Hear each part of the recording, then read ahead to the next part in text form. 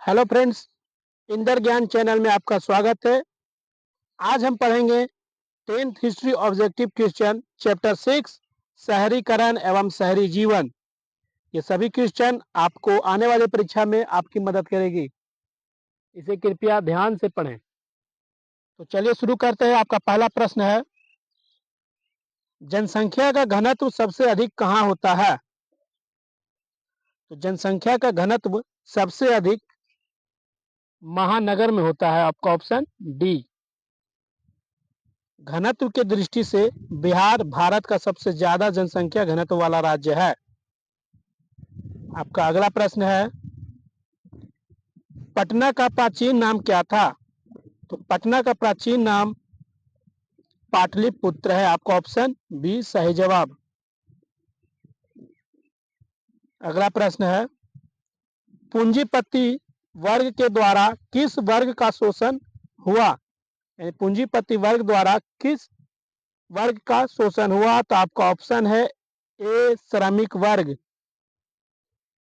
इसको सर्वहारा वर्ग भी कहते हैं। सर्वहारा वर्ग, सर्वहारा वर्ग उस वर्ग को कहते हैं जो नीचे वाली श्रेणी में आते हैं, जो शारीरिक श्रम से अपना जीवन चलाते हैं। याद रखिएगा, सर्वहारा वर्ग को ही श्रमिक वर्ग कहते हैं। आपका अगला प्रश्न है, सामाजिक वर्ग बुद्धिजीवी वर्ग के रूप में उभर कर आया? तो आपका ऑप्शन हो जाएगा डी मध्यम वर्ग। मध्यम वर्ग के लोग न्यायप्रिय और संयम के साथ रहते थे, इसीलिए वो बुद्धिजीवी वर्ग के रूप में उभर कर आए। आपका अगला प्रश्न है, लंदन में अनिवार्य प्राथमिक शिक्षा कब लागू हुई? तो आपका ऑप्शन हो जाएगा ऑप्शन डी 1870। 1870 में इस कानून के तहत 5 से 13 साल के बच्चों का शिक्षा अनिवार्य था। आपका अगला प्रश्न है, गार्डन सिटी की अवधारणा किसने विकसित की थी? तो गार्डन सिटी की अवधारणा अबनेजर हावर्ड ने की थी। आपकी ऑप्शन ए सही जवाब। अगला प्रश्न है, 1810 से 1880 ईस्वी तक लंदन का आबादी 10 लाख से बढ़कर कहां तक पहुंच गई? तो 1810 से 1880 ईस्वी तक लंदन की जनसंख्या 10 लाख से बढ़कर 40 लाख तक हो गई थी। आपका ऑप्शन सी सही जवाब। अगला प्रश्न है, अस्थायी कृषि के प्रभाव से कैसा जमाव संभव हुआ? पत्ती, आपका ऑप्शन ए संपत्ति का जमाव हुआ, जिसे हम संवैधानिक जमाव कहते हैं, जिसमें संपत्ति को ही संवैधानिक संवैधानिक जमाव भी कहते हैं। इसमें संपत्ति शामिल है। आपका अगला प्रश्न, सामंती व्यवस्था से हटकर किस प्रकार की शहरी व्यवस्था की प्रवृत्ति बढ़ी? तो आपकी आंसर हो जाएगा प्रगतिशील प्रवृत्ति। आपका ऑप्शन ए। याद रखिएगा। अगला प्रश्न पे बढ़ते हैं। आपका अगला प्रश्न है, शहर को आधुनिक व्यक्ति को किस प्रकार का क्षेत्र माना जाता है? तो आपका ऑप्शन हो जाएगा प्रभाव क्षेत्र। समाज शास्त्रियों के मुताबिक शहर के आधुनिक व्यक्ति का प्रभाव क्षेत्र माना जाता है। आपका अगला प्रश्न है,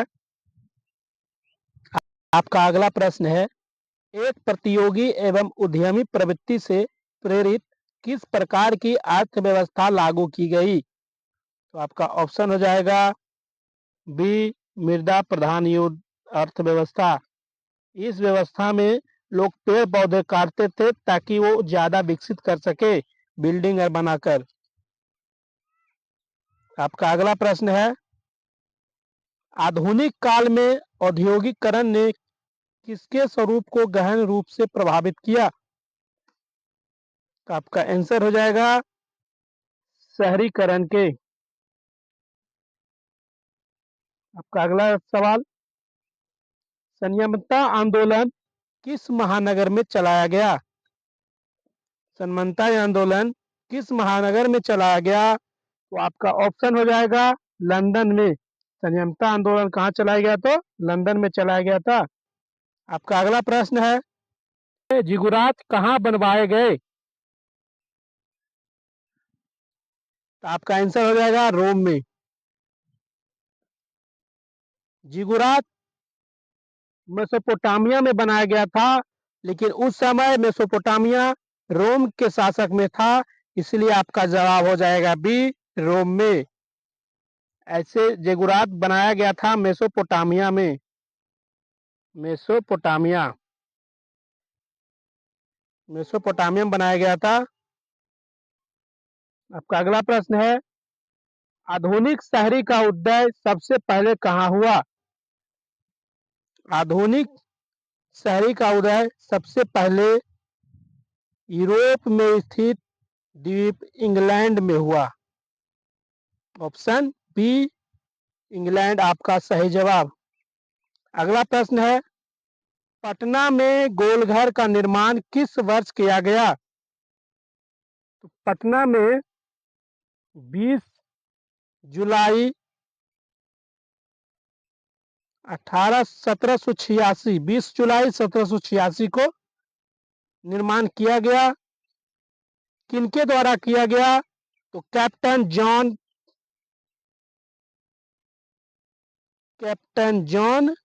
गस्टिन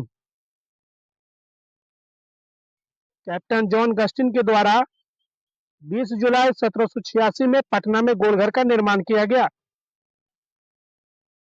आपका अगला प्रश्न है इंग्लैंड में चार्टिस्ट आंदोलन कब आरंभ हुआ? तो इंग्लैंड में चार्टिस्ट आंदोलन 1838 में आरंभ हुआ। आपका ऑप्शन बी सही जवाब। अगला प्रश्न है एक स्वतंत्र राष्ट्र के रूप में सिंगापुर का उदय किस वर्ष हुआ? तो आपका जवाब हो जाएगा 9 अगस्त 1965 को। ऑप्शन डी आपका सही जवाब। मलेशिया से अलग होकर नए सिंगापुर राष्ट्र का उदय 9 अगस्त 1965 का हुआ। आपका ऑप्शन डी सही जवाब। अगला प्रश्न है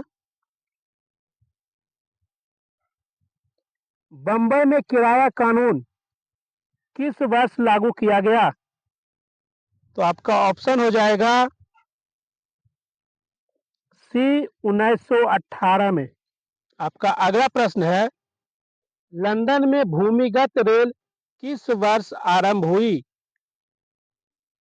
तो लंदन में भूमिगत रेल 10 जनवरी 1863 को आरंभ हुई। लंदन में भूमिगत रेल 10 जनवरी 1863 में आरंभ हुई। और ये कहां से कहां तक गई? तो पेडिंगटन से फेरिंगटन तक 10 जनवरी 1863 को लागू हुई। आपका ऑप्शन बी। अगला सवाल बंबई किस वर्ष प्रेसिडेंसी की राजधानी बनाई गई? बंबई किस वर्ष प्रेसिडेंसी की राजधानी बनाई गई? एंग्लो मराठा युद्ध में मराठों की हार के बाद मुंबई को बॉम्बे प्रेसिडेंसी 1819 में बनाई गई। आपका सी, ऑप्शन सी सही जवाब। अगला प्रश्न है फहियान के अनुसार पाटलिपुत्र नगर वाले प्रतिवर्ष बुद्ध और बोधिसत्व का जुलूस कितने रथों पर निकालते हैं? तो आपका आंसर हो जाएगा डी, 20 रथ पर निकालते हैं। अगला प्रश्न है देवनागेर मचे आगमन नामक उपन्यास में किस महानगर का वर्णन किया गया है? तो इस उपन्यास में महानगर कलकत्ता का वर्णन किया गया है। आपका ऑप्शन ए सही जवाब। अगला प्रश्न है आधुनिक नगरों के उदय में किस कारण का योगदान नहीं था? यानी निम्नलिखित ए बी सी डी में ऐसा कौन सा कारण है जो आधुनिक नगरों के उदय में योगदान नहीं दिया है? तो आपका ऑप्शन हो जाएगा सी, शैक्षणिक केंद्रों की स्थापना। अगला प्रश्न है, मेगास्थनीज ने पाटलिपुत्र की यात्रा किसके समय में की थी? तो मेगास्थनीज ने पाटलिपुत्र की यात्रा चंद्रगुप्त मौर्य के शासन काल में किया। यह आपका ऑप्शन डी सही जवाब। 302 ईसा पूर्व चंद्रगुप्त मौर्य के दरबार में मेगास्थनीज आए थे, जो सेल्यूकस निकेटर का राजदूत था। आपका अगला सवाल है, विश्व के प्राचीनतम शहर कहाँ बसे? विश्व का प्राचीनतम शहर, दुनिया का सबसे पुराना शहर दमिश्क है। दुनिया का सबसे पुराना शहर दमिश्क है। दमिश्क जो सीरिया में बसा हुआ है, इसकी स्थापना 11,000 साल पहले हुई थी। सीरिया मेसोपोटामिया में है, इसलिए इसका उत्तर आपका हो जाएगा ए मेसोपोटामिया। विश्व के प्राचीनतम शहर कहाँ बसे हैं? तो आपका आंसर हो जाएगा ए मेसोपोटामिया में। आपका अगला प्रश्न है, the bitter cry of outcast London के लेखक कौन है? कौन थे? The bitter cry of outcast London के लेखक थे एडवर्ड मियनर्स। आपका आंसर सी एंड्रयू मियनर्स। आपका आंसर हो जाएगा एंड्रयू मियनर्स, ऑप्शन सी आपका सही जवाब। अगला प्रश्न है, दादा साहेब फाल्के ने निम्नलिखित में से किस फिल्म का निर्माण किया? आपका option A B C D इस 4 फिल्म में ऐसा कौन सा फिल्म है जिसका निर्माण दादा साहेब फाल्के ने किया था? तो आपका आंसर हो जाएगा ए राजा हरिश्चंद्र। जो फिल्म बनी थी वो दादा साहेब फाल्के ने बनवाई थी। आपका अगला प्रश्न है, लंदन में रैन बसेरे किसके लिए बनाए गए थे? तो लंदन में रैन बसेरे बेसहारा लोगों के लिए बनाए गए थे। जो गरीब वर्ग के हैं, जो बेघर हैं, उनके लिए बनाए गए थे लंदन में रैन बसेरे। आपका अगला प्रश्न है, विशाल स्नान घर कहाँ बना?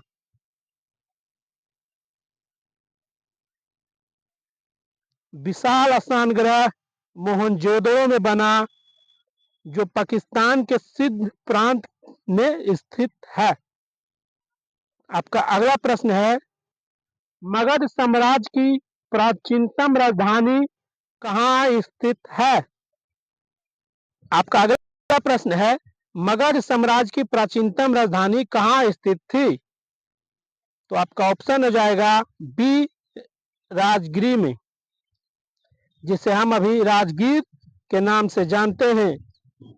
मगध साम्राज्य का सबसे पुराना राजधानी राजगीर थी, उसके बाद इसे बदलकर पाटलिपुत्रा रख दिया गया। आपका अगला प्रश्न है, आधुनिक नगरों का विकास कब से हुआ? तो आपका ऑप्शन हो जाएगा डी औद्योगिक क्रांति के बाद। आधुनिक नगरों का विकास औद्योगिक क्रांति से शुरू हुआ। आपका अगला प्रश्न है, पाटलिपुत्र किसके शासन काल में मगध की राजधानी बना?